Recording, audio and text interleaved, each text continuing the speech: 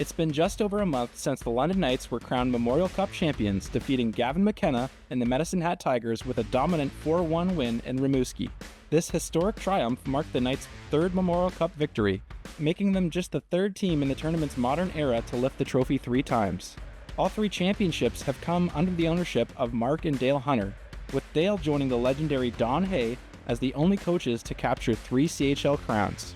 After last year's heartbreaking loss in the final, falling to the host Saginaw Spirit with just 22 seconds remaining, the Knights were an unstoppable force this season. Their OHL championship winning core of Easton Cowan, Denver Barkey, Sam Dickinson, Kasper Halttunen, and Oliver Bonk all returned.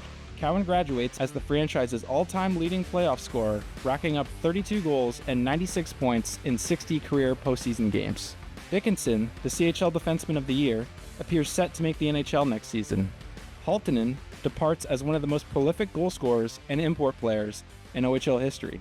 Meanwhile, Bonk and Barkey will reunite in the Flyers organization, leaving behind legacies as 2 of the most talented, hardworking players to ever wear the green and gold. Mike Stubbs has been the radio voice of the London Knights for over 3 decades, calling his 2000th game this year. He joins me on the McKeen's Hockey Show today to provide his unique insight into how the Knights became the greatest producer of NHL talent in the sport today, starting out with the humble beginnings of the Hunter brothers' tenure in London.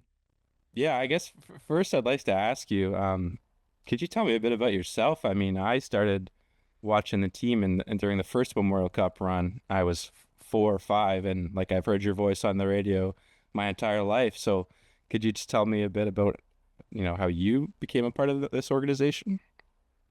Luck, lots of luck. Luck a couple of times. I was actually fortunate enough to see the other side of things, where this team set a record the other way in 1995-96, where they only won 3 games, and it becomes almost a measuring stick where you've seen both sides of what a season can be like in the true highs and the true lows. But even that team started to build. That was before Mark and Dale Hunter purchased the London Knights, and it came within 1 win of going to the Memorial Cup in 1999, just 3 years after going through a really difficult year. And Mark and Dale Hunter coming in, I was fortunate enough to join them as the voice of the Knights on radio, and I've been witness to a pretty incredible ride. And you learn an awful lot about A, hockey, B, how to treat people, and C, life itself. So it's been something that you could call priceless. As I just mentioned, the Knights have kind of been enjoying this success my entire life, but do you ever run out of hyperbole to use? Do you ever find it difficult to describe the things they accomplish when the Hunters and the Knights, the team themselves, just keep seeming to one-up themselves heavy year after year? Well, yeah, you do run out of words, because there is an awful lot that they have done so well that it is difficult to describe it and make it different from the last time. This year was their 3rd Memorial Cup championship, and that allows them to join the greats. If you look to the tournament format that has existed for the Memorial Cup going back into the early 70s, this is the Pinnacle 3. And there are others who in the Challenge Series, or when it was head-to-head at times, they won Memorial Cups that give them more. However, in this tournament format, 3 is the height, and now the Knights have joined that company. I don't know, this past one, as time was counting down, I used a made-up word that I made up when I was 13 years old, and I had kind of stored that one away, and the word was fantastifying, because that was it. They'd reached the top of the mountain, and to watch those guys pour over the bench and know that this was basically their goal from the start of the year, knowing how improbable, how impossible, how much good fortune you need, how many things need to go right for you. I mean, you could look back and say, scares. Knights captain Denver Barkey goes down in Game 1 of the Western Conference Championship Series against a really good Kitchener Rangers team, and you didn't know whether he would be back. And yet, he was the guy who maybe was the best player on the ice in the Memorial Cup final, in the engine that he was in creating some of that offense. If he's not there, what happens? I don't know, but you need things to fall into place. And this year, everything fell into place. Could you just speak about, the vibes in the dressing room this year? A situation pretty unique coming in, going as far as they could last year, except winning the Memorial Cup final, losing by a goal, and all year having that goal in mind without being able to explicitly say that is the one goal this year.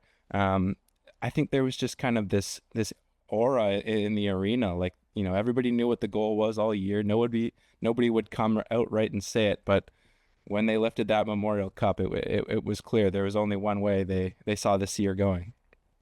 I think the players, and unlike any team that I've ever been around, they really appreciated this opportunity.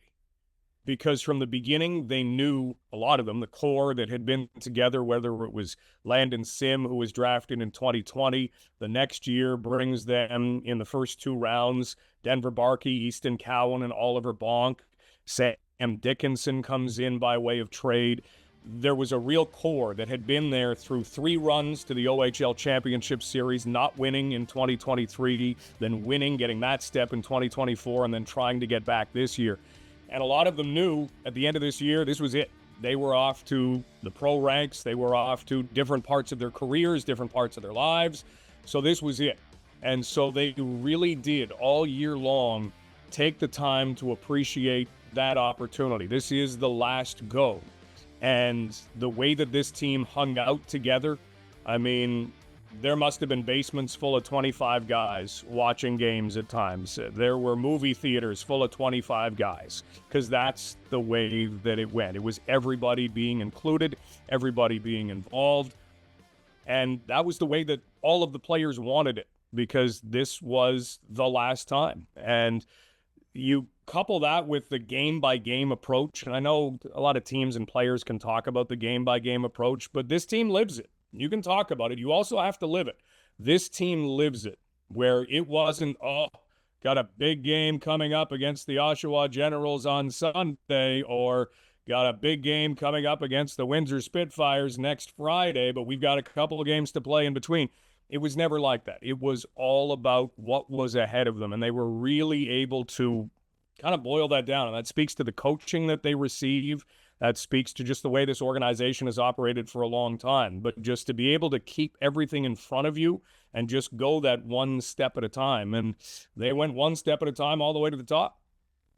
Could you talk a bit about the mentality and the makeup of this team in the dressing room? I think when they won the OHL championship last year, both Mark Hunter, Dale Hunter, Rob Simpson all spoke about that these championships are born in the dressing room, and you have to have a good, team morale. I have always viewed that as, a cliche, I guess you could say. But I think I've learned to view it to be true in the past couple of years. Could you speak about how they've curated, a dressing room in which everyone's bought in? I think you spoke on your own show, The Night Shift, about how there's no jealousy in the dressing room. That's the key. And that was something that Mark Hunter pointed out. And it's something he's talked about a lot, because he knows how important it is. He also knows that it's a very difficult thing to get, because no jealousy means doesn't matter who had 4 points tonight.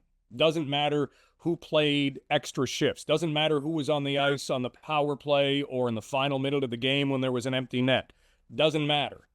And that's what he was getting at, that these players were all about doing the one thing that they wanted to do. And again, it's a very short grocery list.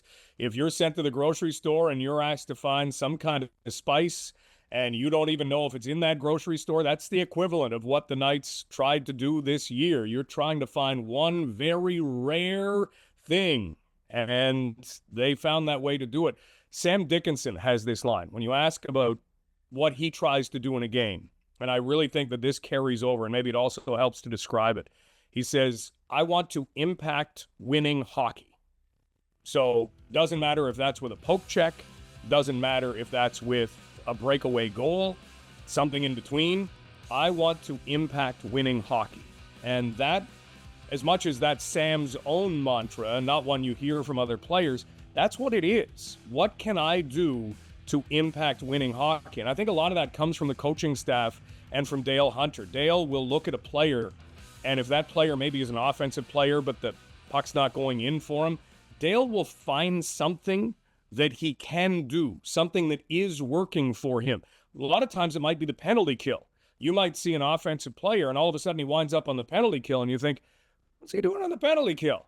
But what he's doing on the penalty kill is creating some confidence, because let's face it, how often do you kill off penalties?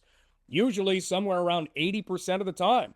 If you're getting an 80 grade on a paper in school, you're doing pretty well. You're feeling pretty good about yourself. So if you're going out there and doing your job 80% of the time, what's going to happen? I'm feeling pretty good about myself. And next thing you know, the puck starts going in again. And those are just the little things within the game that Dale has always had with him. But it's that kind of stuff. So whatever it happens to be, whatever little thing you can do to impact winning hockey, that's been the dressing room for a long time now, but especially with this club. And then you add in the fact nobody cares who's getting the points, and it's pretty easy. I think it becomes easier each passing year for kids to come into this London Knights organization. Every kid you interview will talk about the draw of coming here, the success the Hunters have had. But I'm interested in kind of, when did the Knights become something that, a project that, oh, people are looking at, and look what the Hunters are doing in London, to this is the premier destination to play junior hockey. This is a prospect factory, 25 NHL first round picks, etc. Because, you know, I'm young enough that that's kind of always been the reputation, but I'd like to know how it kind of started. It's a good question. I think it's come organically. I think it's come with a lot of different things. Certainly success. When people see success, they want to be a part of success. How did you get there? How did you do that? And from Mark and Dale's perspective and the rest of their organization, Rob Simpson, the associate general manager, and right on down, it comes through hard work. It comes through everybody being willing to do anything. And you can almost describe it best, and maybe this is a check or a balance for all of our lives. So Mark and Dale Hunter wind up purchasing the London Knights in 2000, and they move into a building, the London Ice House, which had been the London Gardens, which had been a premier arena. And it was one that, when it was sold out and loud, there were few buildings that were louder. It was a crazy place to play, and an amazing place to play, and had great history. But it was getting near the end of its life, and the roof leaked, and things would go wrong. Well, when the roof leaked, it wasn't dial, 888, come clean my floors. It was grab a mop. And it was Mark Hunter, it was Dale Hunter, it was Jim McKellar, who's now with the Chicago Blackhawks. They were the ones who were cleaning up after a rainstorm. They were the ones who, when something wasn't working in the back, you found a way to help make it work. You want to go get something? I'll go get it. And that's been the attitude from the start, where everybody is just all in. And I think that really led to the formation of the success. That and a lot of hockey knowledge. Let's not count that out. That would be number one. But that attitude. And then you just see that success coming, and more people want to know, okay, how are they doing it, or how do I get there? And when a player walks in, as you've done before, Kyle, into the arena that's now Canada Life Place, and there's 9,000 fans every single night. And I remember a time in the series against the Kitchener Rangers in the playoffs that really does describe the role the fans play. The Knights had been up 2-0 after one. Kitchener came out, scored 2 quick goals. It was 2-2. And, of course, when that happens, 2 quick goals, place goes silent. And you think, uh-oh. And the puck drops, and it took about 10 seconds. I think the crowd waited for the goal to be announced, and as soon as that happened, a Go Knights Go chant started in the building. So you've got all of these elements that kind of work together, and you're going to learn how to play hockey, and you're going to learn how to be a good person. Normally, to get into the organization, you've got high character already, so you become a better person. And I think that in itself has just happened over time. But hey, kudos to Mark and Dale and the rest of their organization for being able to foster that. And it comes honestly from Mark and Dale's family. and how they were brought up and the values that a great family has. And in many ways, this is run like a family where, yeah, if somebody spills the spaghetti, sure, they can clean it up, but it'd be nice if they had some help. And if everybody else jumped in, gets cleaned up a whole lot faster. I want to start talking about the actual players on this team, the core of the team. Obviously, there were some 2004 born players, but I think to look at this team in the past two editions of this London Knights group, you have to look at the COVID draft. First round, they get Denver Barkey, follow that up with Easton, Cowan, and Oliver Bonk. Is that where you think this kind of all starts? I mean, I think I remember when they made the run against the Peterborough Petes and came up short when Barkey and Cowan were rookies. Mark Hunter spoke about how he thought the year following would be their first run at the first kick at the can. Yeah, Mark saw the way that those players as 17-year-olds were able to play against 19-year-olds. And then you start to picture them, okay, a year better? How about a year better after that? So that is it. And that is such a unique draft because you couldn't watch players. They weren't playing. Remember, there really wasn't a lot of hockey going on. Every once in a while, there'd be some skates somewhere, but a lot of players, by the time they found out about it, or maybe they didn't feel comfortable going to it, they weren't there. They didn't go. And so you had video from the year before, from when these players were Bantams.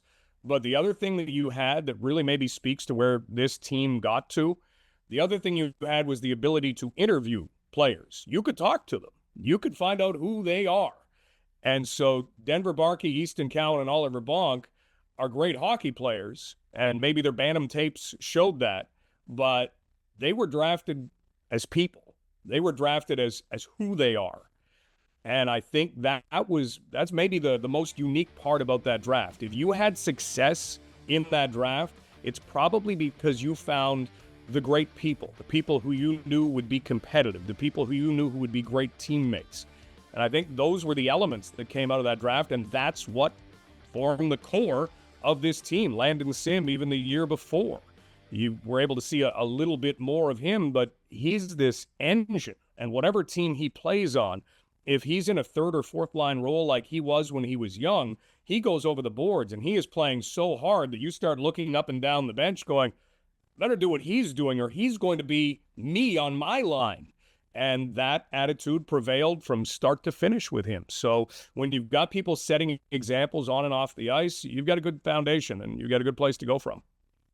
I think you're dead on. I want to talk about Cowan, and I think that looking at previous editions of this team, the two Memorial Cup winning teams prior, OHL championship winning teams, I think that, I'm kind of writing off Sam Dickinson by saying this, but like there wasn't a real star or a flashy player, and I think that really helped them. And there wasn't really, I think until Easton Cowan kind of emerged as a star, a player that you could say is leading this team, and I think that kind of helped them. I think in the end of it, none of them had kind of that ego. I think Dale Hunter was running 3 lines more than I have seen him in most of his career. And do you think that that was kind of what made this team unique, is that, you know, they weren't so much stars as guys that all grew together into becoming stars and you know, blue chip prospects at the NHL level? Gets back to that no jealousy in the dressing room, where you're not counting on one guy. And a lot of times you'll have star players. You'll have somebody every once in a while who in junior hockey gets 140 points or 150 points. And you think, how are we going to stop that guy? But if you can find a way to limit that guy, then your chances of beating that team, if that's who that guy kind of carries, they're a whole lot better.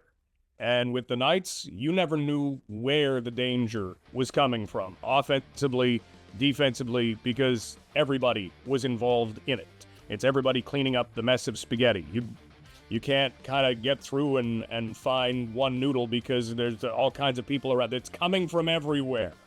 And that's one thing that is hard to get. It really is. And I think if you look at Easton Cowan, and he's a really interesting case in this, because Easton Cowan's a guy who maybe could have gone out and averaged 3 points a night the entire season. And people almost looked after he came off his most outstanding player year winning the Red Tilson Trophy in 23-24. And maybe they expected, okay, now he's going to get 180 points. But Easton is so much about what it takes to win the game, the little things. And his attention to detail maybe takes away from some of that potential offense. He's not blowing the zone early because maybe that'll get you more points, but it's also going to make you a -2 at the end of the night. He's not going to shirk any responsibilities. And so I think sometimes in order to get those high point totals, you do have guys who are totally focused in on those high point totals. And you talk to NHLers, and the really, really, really good ones will tell you, you know what? I could get 25 more points a season, or I could get 30 more points a season, but my team is going to suffer. So I'm not going to do that. I'm going to get fewer points, but my team is going to be better. And I think that's truly what Easton Cowan brings, where and you could add other players into that mix. You could add Denver Barkey into that mix. You could add Sam Dickinson into that mix. If Sam Dickinson wanted to go out and score every second shift, he'd give himself an opportunity to do that. But there would be a lot happening in the other end. And he would, again, be hurting his team to do it. So he's not going to do it because he's impacting winning hockey. Yeah, that's exactly what I'm talking about. Maybe I'm saying they're not stars, but it's more so that humbleness they have, and knowing that what's the expression, the whole is greater than the sum of its parts when we all put our minds together. The last thing I just want to ask on Cowan is, does it feel like a long time ago that we were talking about him as you called him the most underrated player when we spoke when they went up against the Petes in their first championship run. And now we're talking about one of the most profiled prospects in the sports. Granted, a lot of that's because of who he was drafted by. Yeah, I think that he's somebody that just does so many things well, and his compete level and his ability. I mean, the first thing you noticed about Easton Cowan at his first ever training camp was, who's the guy that when he gets near the net in scrimmages keeps scoring? Because he seems to do it every time. And he's got that element to him. And I think that's going to be a really important thing at the professional level, because you don't get a lot of chances to score. And he's somebody who is big on big stages. And if there's a trait that's hard to come by, because you don't necessarily get to a lot of big stages, it's that. And you can look at Evan Rodriguez told the NHL Network that the first time they felt comfortable after taking that 3-0 lead in the Stanley Cup final in 2024 was Game 7. Why? Because they weren't the ones who were all alone on the big stage anymore. Edmonton was there with them again. Edmonton had nothing to lose for 3 games and ended up winning. And then all of a sudden, we've got some company here on this big stage. It's a really big stage, and the comfort level kind of sunk back in for Rodriguez and the Florida Panthers, and they ended up winning that game. Being on those big stages is hard, and Easton Cowan just seems to thrive. And he's not the only one. I mean, again, we can list off Denver Barkey and Sam Dickinson and Oliver Bonk, and I can list off a huge list of names. But he's very comfortable on those big stages, and it's a different feel. And to have that experience in junior, you can talk about any of the trophies that he's won as most outstanding player or playoff MVP or Memorial Cup MVP. That's all great. Some of the biggest education came from the kinds of games that he got to play. And I think if the Leafs are talking about changing their DNA, I really hope that Leaf fans allow Easton Cowan some time, because he's going to be a dynamite player in the NHL. But just let him grow into the National Hockey League. It's a hard league. And if you give him that time, he's going to be able to stand on some big stages for the Maple Leafs. Well, I agree it's important to temper expectations. That's what I've been saying since they drafted him, is that the Leafs can use a player that, I mean, it's the same way with the Knights. He's proud. He wears his heart on his sleeve. He grew up watching this team. He's proud to play for them, and he's going to leave 110% on the ice every time. That's the same type of game Denver Barkey plays. Obviously, they started calling them the Twins pretty earlier on in their career, but I think Barkey's kind of a unique situation because he was the only one of Barkey, Cowan, and Bonk that actually played his rookie season in the OHL. So what do you think that did for him, and how do you think he developed as opposed to the guys that spent some time in Junior B? And yeah, can you just speak about the journey Denver made from being a 16-year-old rookie to being the captain of this team? Yeah, it's an interesting thing to look at that because there is that comparison because the London Knights do make great use of the Greater Ontario Junior Hockey League, and it's an excellent league. And for Easton Cowan to play a year there, and for Oliver Bonk to play a year there, and Alexei Medvedev, who we'll be talking about on a future conversation, that's important. Logan Howry did the same thing for the London Knights. His name will become a household name. So Denver Barkey being able to play on the team, I think it speaks to the mentoring that you can get because you can do it either way and be successful. And I think if you grabbed Easton Cowan and Denver Barkey and put them side by side, they did have very different beginnings, but they had very similar ends. And so as long as you have the right support around you, and as long as maybe there aren't too many young players, and I think the Knights are always cognizant of that, Dale Hunter never wants to put players in positions that they might be uncomfortable with or not ready for. He will put you into a position when you are ready. And so Denver Barkey was able to go out into those, those areas of the game, play those minutes that he was ready for. And meanwhile, Oliver Bonk and Easton Cowan were going into the same sort of thing in the Greater Ontario Junior Hockey League. So it's still that slow progression. As much as it seems, Denver started in the OHL at 16, there's still that really slow progression where you learn a lot and you kind of move through and, okay, you're ready for this, and then away you go. And so, yeah, it's fascinating to see both of them, Easton Cowan and Denver Barkey, starting in different places as 16-year-olds, but really ending up side by side and playing their careers kind of side by side in the way that their careers have gone.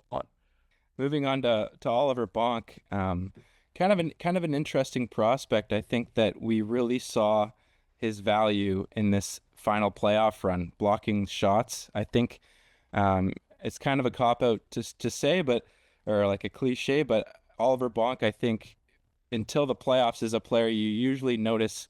If you don't notice him, it's good. Obviously, until they put him on the power play in the pumper spot.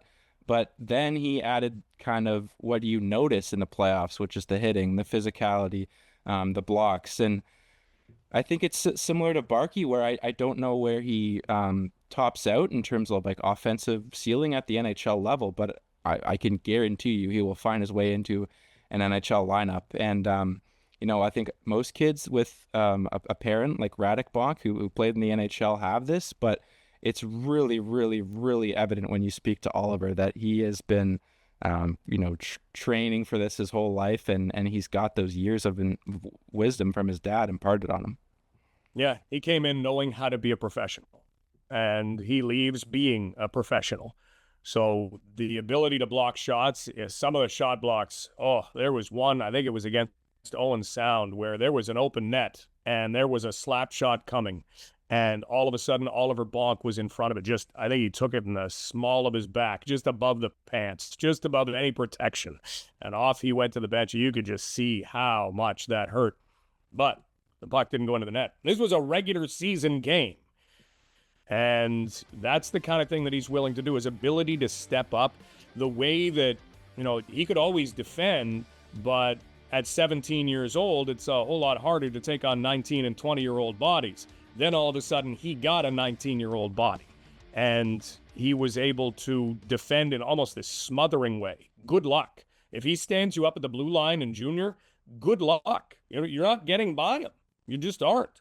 And he was able to, be that real rock. And then he does have that offensive ability, and where that translates, it's always nice to have it. That's the other part. I mean, if you can add a dimension that's kind of a surprise dimension, if a fourth liner in the NHL scores clutch goals, if a defenseman all of a sudden comes up, how many times do you start hearing in the playoffs because it's hard to score? Hey, this team's getting this much production from their back end.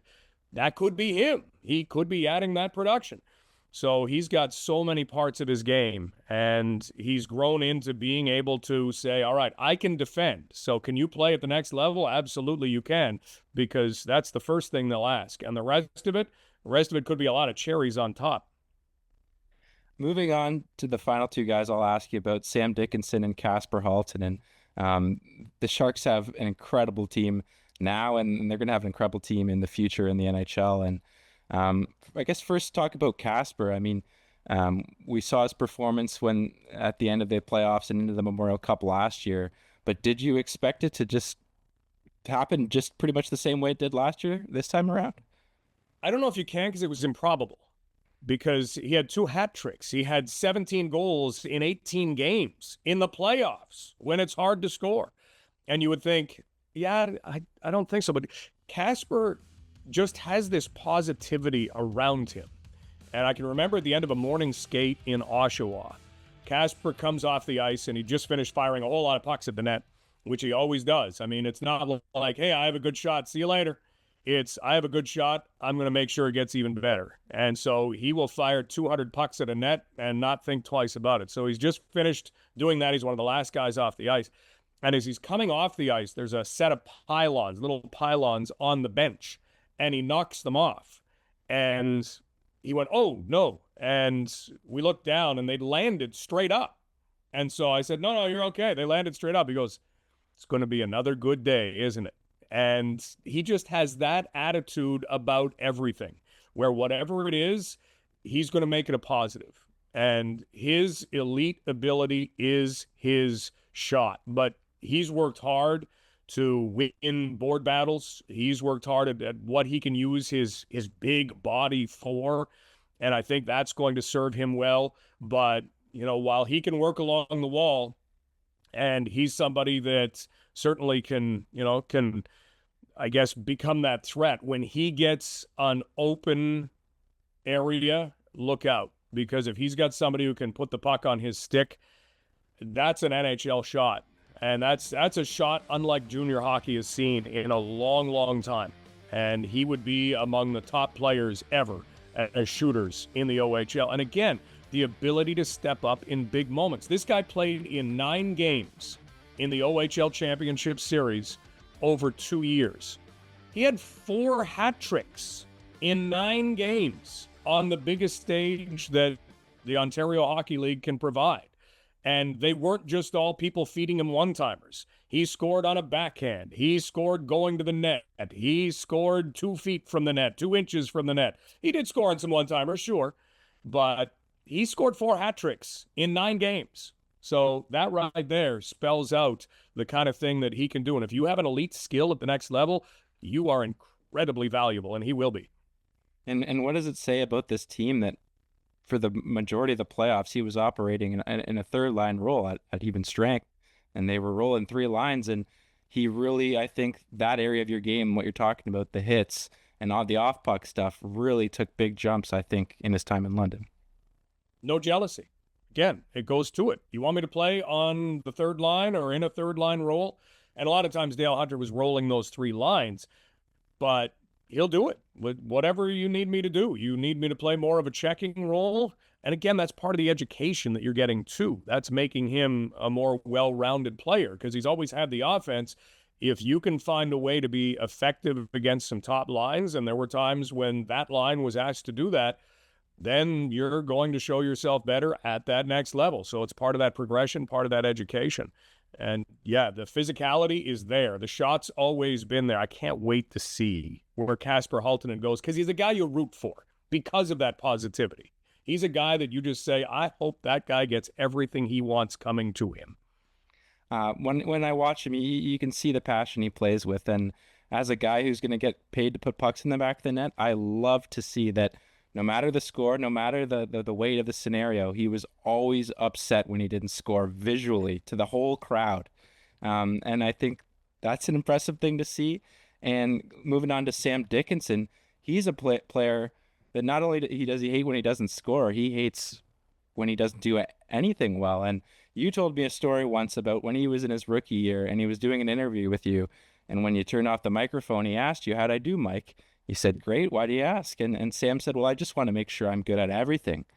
And you spoke about his mantra earlier, but I think that's another mantra you could use for Sam Dickinson. So could you just speak about, what it took for him to come in? I mean, we've already spoken about this at length, but as a 16-year-old defenseman, to join this team and to see 3 OHL championship runs, 2 OHL championships and a Memorial Cup, in 3 years of his 3-year OHL career. It's something that's been special to watch. And we talked about Dale Hunter putting players into places that they're ready for and making sure that they're ready before they go there.